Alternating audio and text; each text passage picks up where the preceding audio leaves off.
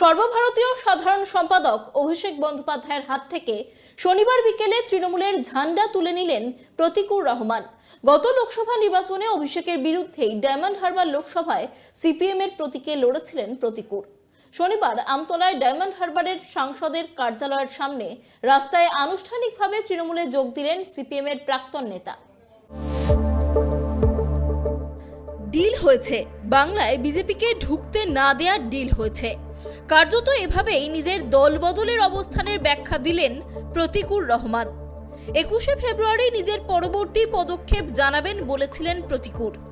তার আগে থেকে সংবাদ মাধ্যমে খবর ছড়িয়ে পড়েছিল তৃণমূলে যাচ্ছেন তিনি। সেই জল্পনাকে সত্যি করেই আমতলায় তৃণমূল পার্টি অফিসে অভিষেকের হাত ধরে তৃণমূলে যোগ দিলেন প্রতীকুর। যেই সময়কালে দাঁড়িয়ে বিজেপির বিরুদ্ধে লড়াই করবার জন্য, বিজেপিকে আটকানোর জন্য যেভাবে গোটা ভারতবর্ষে মানুষের কণ্ঠরোধ হচ্ছে, তার বিরুদ্ধে দাঁড়িয়ে বিজেপির বিরুদ্ধে লড়বার জন্য সবচেয়ে বড় শক্তি হচ্ছে তৃণমূল কংগ্রেস। এই যে বলছে না ডিল হয়েছে, হ্যাঁ ডিল হয়েছে।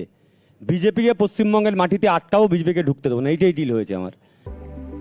মুখে স্মিত হাসি, পাশে দাঁড়িয়ে প্রতীকুরের কথা শুনলেন অভিষেক। প্রতীকুরের কথা শেষ হতেই বলতে শুরু করলেন তৃণমূলের সর্বভারতীয় সাধারণ সম্পাদক। সরাসরি জানালেন ভোটের টিকিট চান না প্রতীকুর, সংগঠনের কাজ করতে চান। সেখানে প্রতীকুরকে বলা হচ্ছে তৃণমূলের সাথে ডিল করেছে। ডিলটা কি? ডিল তিনি বিধানসভা নির্বাচনের টিকিট পাচ্ছেন। প্রতীকুর আমাকে নিজে এসে বলছে, দাদা দল যদি আমাকে টিকিট দেয়ও আমি টিকিট নেবো না। যোগদান শেষে এক সাংবাদিক বৈঠকে প্রতীকুরের দাবি, রাজ্যের বিজেপিকে আটকাতেই তিনি তৃণমূলে যোগ দিয়েছেন। বাংলায় তৃণমূলের জনস্বার্থমূলক কাজের শরিক হতে চান তিনি। সিপিআইএম রাজ্য সম্পাদক মোহাম্মদ সেলিমের বিরুদ্ধেও এদিন তোপ দাগেন তিনি।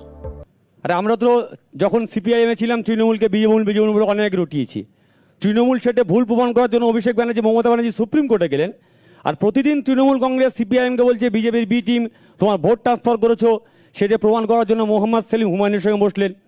সেটা প্রমাণ করার জন্য মোহাম্মদ সেলিম ওয়েলফেয়ার পার্টির নেতাদের নিয়ে এসে আলিমুদ্দিনে মিটিং করলেন। সেটা প্রমাণ করবার জন্য এসডিপিআইয়ের মতো প্রকাশ্য সভাতে সিপিএমের প্রতিনিধি পাঠাচ্ছেন। তো ফলে পরিষ্কার হয়ে গেছে। প্রতীকুরের দলে যোগ দেয়া নিয়ে সিপিএম এর সমালোচনার কটাক্ষ করে মোহাম্মদ সেলিমকে নিশানা করেন অভিষেক।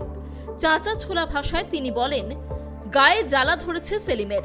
আপনার পার্টির কোন আইডিওলজি আপনাকে সুযোগ দেয় বা আপনাকে বলে যে হুমায়ুন কবিরের মতো লোকের সাথে বসে আপনাকে জোট করতে হবে বা ডিল করতে হবে? কোন আইডিওলজির ভিত্তিতে 2021 সালে, যেখানে আপনি কেরালায় কংগ্রেসের বিরুদ্ধে লড়াই করছেন, সেখানে একই সময়, একই দিনে, একই মাসে, একই সপ্তাহে, একই দিনে, একই টাইমে বাংলায় কংগ্রেসের সাথে লড়াই করছেন? আপনাদের গাত্রদাহ কেন? গায়ে জ্বালা কেন? এদিকে তৃণমূলে যোগ দেওয়ার পরেই প্রতীকুরকে পার্টি থেকে বহিষ্কারের চিঠি দেয় সিপিআইএম।